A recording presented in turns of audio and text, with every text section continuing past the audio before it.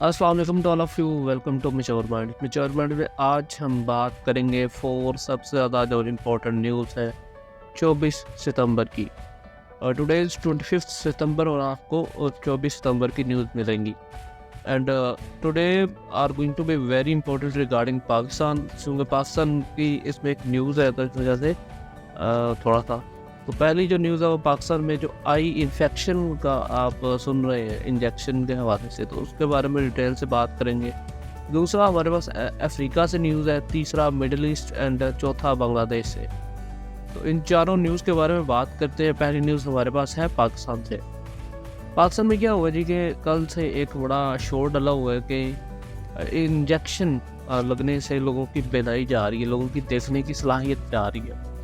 तो ये वाक़या तकरीबन हुए तो 21 और तकरीबन 30 के करीब, यानी कि लाहौर, यहाँ पे कसूर है, कसूर में, मुल्तान एंड लास्ट पे रहीमिया खान में। यहाँ पे जो हॉस्पिटल है ना, वहाँ पे एक इंजेक्शन है जो कि शुगर के मरीजों को लगाया जाता है बेसिकली, ठीक है, जिसका नाम है वास्टन, ठीक है। अब ये एक दो एक्सपायर नहीं था, बेसिकली ये जाली था, ठीक है। वास्टन जो इंजेक्शन था, जो सप्लायर था इसका, वो जाली था, उसको पकड़ तो लिया गया। लेकिन 21 के करीब मरीज़ जो हैं वो लाहौर में मसले हुए हैं, 3 मुल्तान में, 3 रहीमिया खान में और 3 ही कसूर में। अब यहाँ पे मसला गया हुआ है इस इंजेक्शन के साथ कि ये इंजेक्शन बेसिकली वास्टन जो है ना, ये जाली था। और इसका अगर ओरिजिनल भी हो तो ओरिजिनल इसकी प्राइस है तकरीबन 28,000 के करीब, ठीक है। यानी कि ये काफ़ी महंगा इंजेक्शन था, 28,000 के करीब इसकी प्राइस थी। और इसमें से इंजेक्शन जो ली जा रही थी, यानी कि जो डोजेज़ दी जा रही थी, वो 83 डोजेज़ थी एक इंजेक्शन से। अब हर डोज की जो प्राइस थी वो है जी हमारे पास 1500 से 2000। अब आप इमेजिन कर सकते हैं कि ये कितना बड़ा धंधा था कि एक इंजेक्शन के पीछे तकरीबन 1 से 1.5 लाख रुपए का मुनाफा था। अब जैसे ही सप्लायर के पास ये वाला इंजेक्शन ख़त्म हुआ और डिमांड ज़्यादा थी, तो उसने क्या किया, जाली इंजेक्शन और एक्सपायर्ड जो इंजेक्शन थे वो मार्केट पे फैलाना शुरू कर दिए। ऑब्वियसली इसमें जो सप्लायर है उसका कसूर तो है ही है, लेकिन ये कहीं से जाली इंजेक्शन भी तो लेके आया ना। तो ये मुल्क में, हमारे मुल्क में जो बड़ी मछलियाँ उनको तो नहीं पकड़ा जाएगा, but for the sake of news मैंने आपको बता दी है कि ये यहाँ पे लाहौर में कसूर, फिर यहाँ पे मुल्तान एंड रहीमिया खान में ना, ये सारे के सारे केसेस पंजाब में हुए। और पंजाब में एक ड्रग रेगुलेटरी अथॉरिटी जो ड्रैब के अंडर एक कमेटी, इन्वेस्टिगेशन कमेटी बना दी गई है अभी तक। तो लेट्स सी व्हाट हैपेंस। जो हमारे पास दूसरी न्यूज़ है वो है अफ्रीका से। अफ्रीका में आपको पता है आजकल कूप जो है, मिलिट्री जो कूप है, उनकी तो बहार लगी हुई है। अब ये वाला मैं थोड़ा सा आपको ये वाला रीजन अगर आप देखें ना, ऑलमोस्ट यहाँ पे हर मुल्क में कूप है। माली में कूप है, नाइजर में डिक्टेटरशिप, यानी कि मिलिट्री ने टॉपल कर दी है ये जो है अपना सिविलियन गवर्नमेंट को। चैड में है, सूडान में है, नाइजीरिया में है, बेनिन में है, बुर्किना फासो में है, ठीक है। और ये माली, बुर्किना फासो और नाइजर ने, मैंने आपको थोड़े दिन पहले बताया था कि एक मिलिट्री अलायंस भी बना ली है, ठीक है। अब यहाँ पे थोड़ी सी स्टोरी हमें पीछे जाना पड़ेगा, 26 जुलाई से भी थोड़ा सा पीछे जाते हैं, 1960s में जाते हैं। 1960 में क्या था, ये जो ना, इसको अफ्रीका के ना 3 रीजन है। एक ये ऊपर आप देखते हैं सहारा रीजन है जो कि रेत वाला है, जहाँ पे सहारा डेजर्ट है। फिर दूसरा यहाँ पे साहिल रीजन है, ये वाला, ठीक है, जो कि कन्वर्टिंग। और नीचे हमारे पास टेरेस्ट्रियल रीजन है, ये जो नीचे वाले हमारे। अब यहाँ पे 1960s में अगर बात करें तो ये जो सहारा रीजन था ना, ठीक है, ये सूडान को निकाल के, ये जो सहारा रीजन था, यहाँ पे था फ्रांस जो था ना, वो कॉलोनाइजर, यानी आपको पता है कॉलोनियल पीरियड में यहाँ पे फ्रांस कॉलोनाइजर था। अब जब फ्रांस कॉलोनाइजर था तो यहाँ पे जितने भी ममालिक थे ना, उन्होंने आज़ादी हासिल की 1960s में।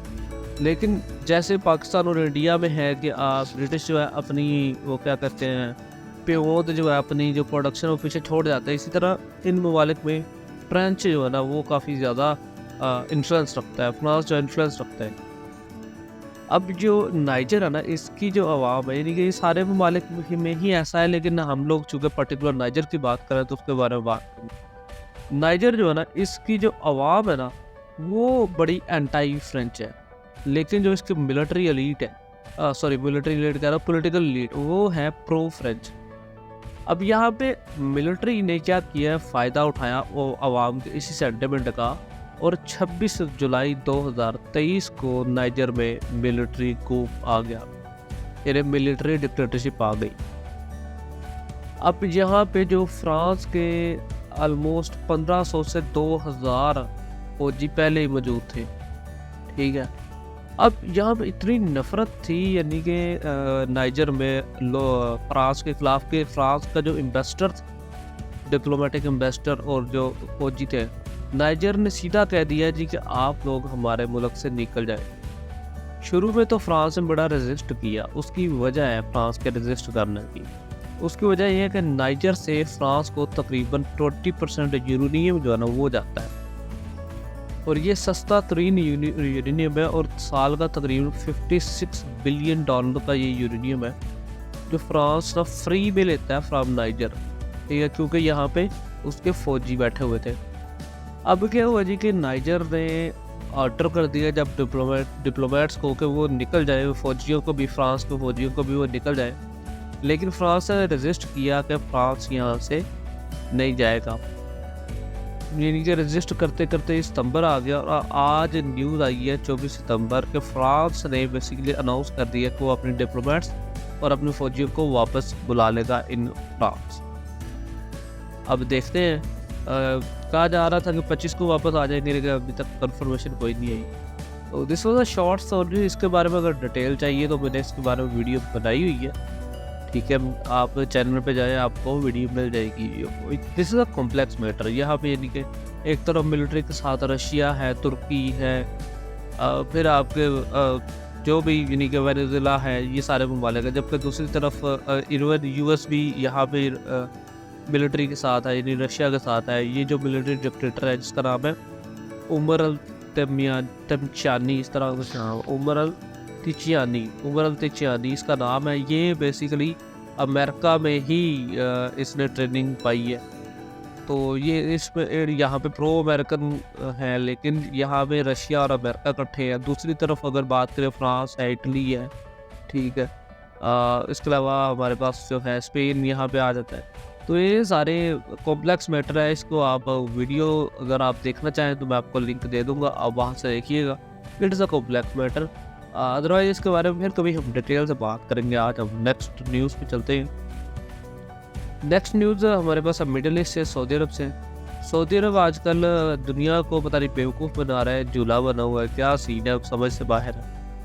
मैंने आपको बताया था कि कुछ दिन पहले सऊदी अरब ने यूएस को ये पैगाम पहुँचाया कि हम लोग जो है जो इज़राइल को एक्सेप्ट नहीं कर सकते।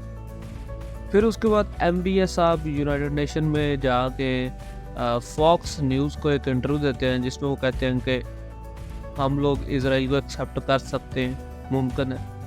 उसके बाद इज़राइल का जो प्राइम मिनिस्टर था नेतन्याहू है, बेसिकली उसने CNN को इंटरव्यू दिया, उसमें कहा जी हम लोग इज़राइल के साथ बड़ी क्लोज डील में है, we might normalize relation with Saudi Arab.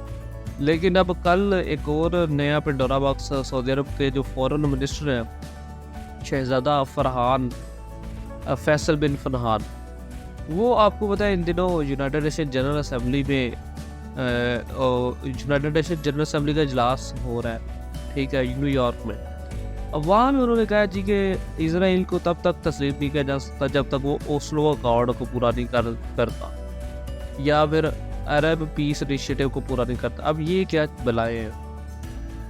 Oslo accord basically फ़लस्तीनियन ने PLO जो फ़लस्तीनी लिबरेशन ऑर्गेनाइजेशन थी, इसने ये एक सिविलियन और जमात थी इसकी फ़लस्तीन की तब, लेकिन उसके बाद फिर उन्होंने सिक्योरिटी विंग भी बना लिया था 2000 क्या कहते हैं। अच्छा, 1993 में बेसिकली एक मुआहदा हुआ था बिटवीन इज़राइल एंड फ़लस्तीनियंस के यहाँ पे ना जो 1967 वाली बाउंड्री हदूद है ना, उसको इस्टेब्लिश किया जाएगा फ़लस्तीनी एक सिविलियन गवर्नमेंट बना सकेंगे, ठीक है। और यहाँ पे एक पीस की बात हुई थी। अब पाकिस्तान का भी यही मौक़िफ़, ऑलमोस्ट यही मौक़िफ़ है, क्योंकि जो 1967 से पहले वाले हदूद है ना, उसको ऑलमोस्ट तमाम के तमाम स्टेक होल्डर्स मानते हैं, ठीक, एक्सेप्ट रेडिकल जो फ़लस्तीनियंस है। मैं आपको थोड़ा मैप से बताता हूँ। ये अच्छा, ये जो है ना, आप ये देखें, ये वेस्ट बैंक है, ठीक है, और ये गज़ा स्ट्रिप है।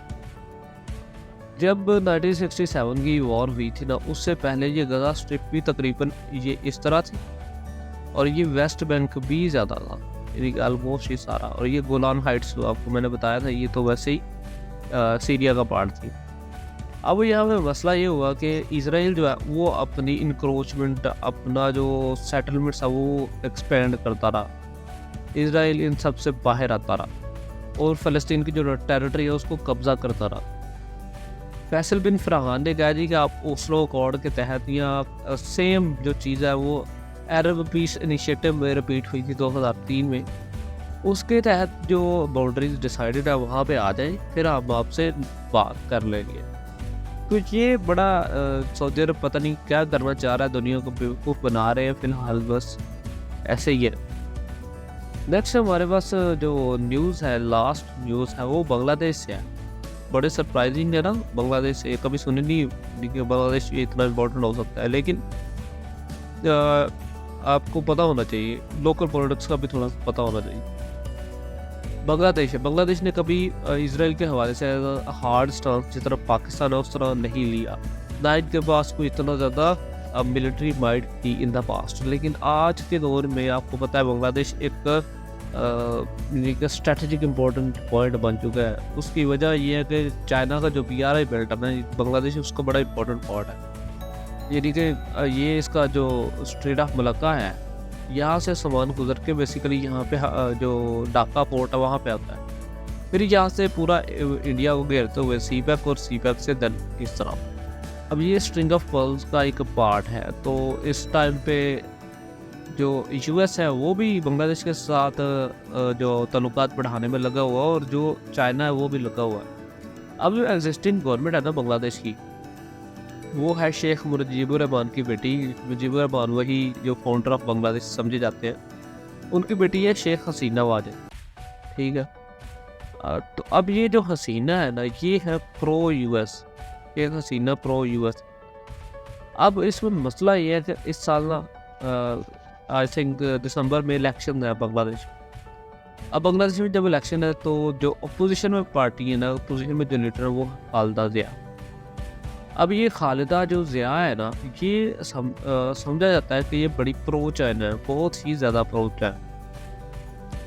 अब यहाँ पे शेख हसीना ने US को बैक पे डालते हुए ये बयान दिया है कि इजराइल जो है ना वो कभी भी एक्सेप्ट नहीं किया जा सकता, फ़लस्तीन को 2 स्टेट सोल्यूशन के ज़रिए हल करना चाहिए। जो पाकिस्तान का नैरेटिव है कि आप 1967 वाली जो हदूद है ना उसको माने, हम तब इजराइल के साथ चीज़ें बेहतर कर सकते हैं। तो बांग्लादेश ने इस चीज़ को स्पेशली मेंशन किया। हालांकि आप लोग पीछे निकाल लें बांग्लादेश का ट्रैक हिस्ट्री, बहुत कोई रेयर चांसेस होंगे कि बांग्लादेश ने इस तरह का बयान दिया।